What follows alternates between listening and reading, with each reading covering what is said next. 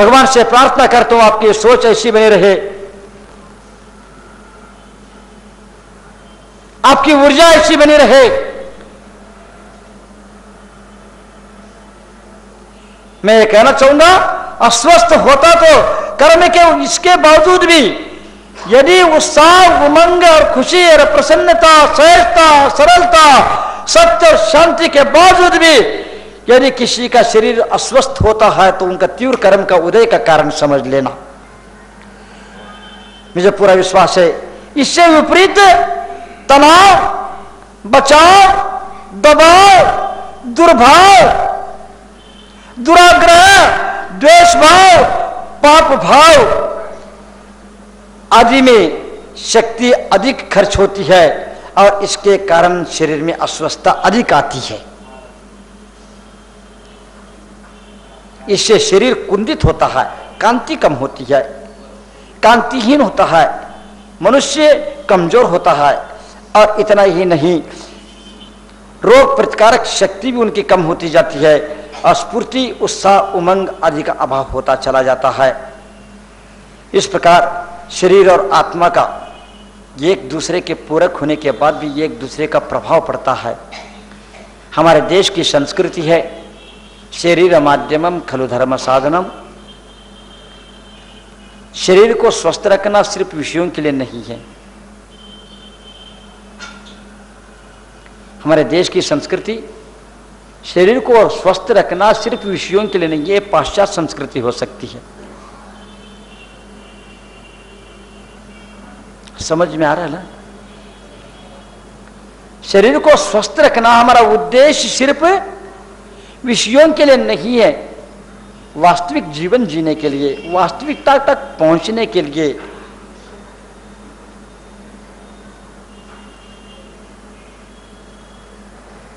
समाज निर्माण के लिए, राष्ट्र निर्माण के लिए। इतना ही नहीं, सिर्फ विषय के वजह से यहां पर शरीर को स्वस्थ नहीं रखा जाता है। शरीर माध्यमम खलु धर्म साधनम। शरीर की संरक्षण साधु संत भी करते हैं। किस लिए करते हैं? साधना के लिए करते हैं, विषयों के लिए नहीं। भविष्य के निर्माण, जीवन के निर्माण सिर्फ शरीर से नहीं होगा, उसकी आवश्यकता है। एक माध्यम है, एक साधन है। एक आदमी चलता है, जिनके पैर कमजोर हो गए अथवा जो वृद्ध हुआ, उसको लकड़ी के सहारे की आवश्यकता है, लेकिन इसका मतलब नहीं है वही सब कुछ है। शरीर एक माध्यम है और साधक शरीर के संरक्षण भी करता है, शरीर को ध्यान देता है, लेकिन साधना में लीन होता है, शरीर को गौण करके अपने में आत्मा में रम जाता है, लेकिन शरीर को ध्यान भी देता है। लेकिन जब शरीर कहता है यदि आप इसी प्रकार करोगे मैं तो छोड़ के जा रहा हूं, वह साधक कहता है तुम छोड़ने से पहले मैं तुम्हें छोड़ दूंगा, तुम चिंता मत करो।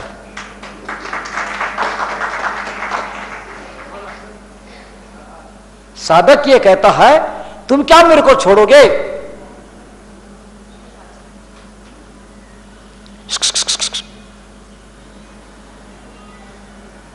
तुम क्या मुझे छोड़ोगे? मैं तुम्हें छोड़ दूंगा।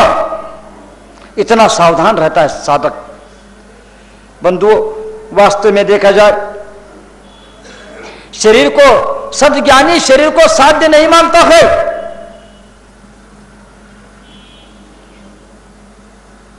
लेकिन उसको साधन के रूप में स्वीकारता है।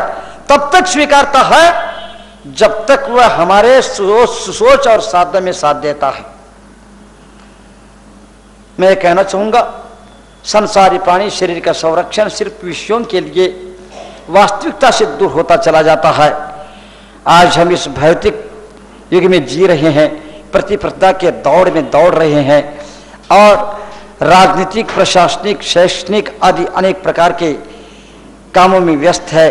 मैं इतना ही कहना चाहूँगा, इन सब के अस्त व्यस्तता के बावजूद भी हम लोगों की स्थिति, हम अपने आचार विचारों के माध्यम से हम सर्वोच्च शिखर तक पहुँच सकते हैं। मैं आप लोगों से कहना कहूँगा कि अस्वस्थता से अनेक हानि होती है। शरीर को स्वस्थ रखना आवश्यक है अस्वस्थता से अनेक अर्थ हानि होती है, हर आर्थिक हानि होती है,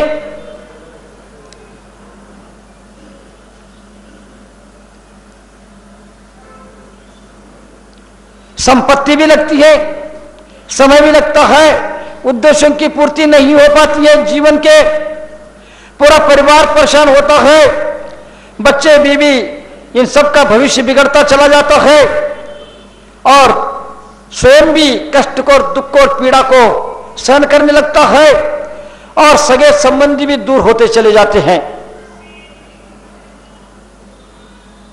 इतना ही नहीं, जीने की इच्छा समाप्त होती चली जाती है, सबके लिए वह धरती पर बोझ बनता चला जाता है। निश्चित रूप से हमें इन सब से बचने के लिए अपने आप को स्वस्थ रखना बहुत आवश्यक है, लेकिन अस्वस्थता के कारणों को हमें समझना होगा। अस्वस्थता के लिए शारीरिक अस्वस्थता में भावों का भी संबंध है, भावों की असावधानी के कारण भी शरीर अस्वस्थ होता चला जाता है। मैं सभी डॉक्टरों से कहना चाहूंगा, वास्तव में याद रखना कि कषाय, क्लेश, कलह, क्रोध,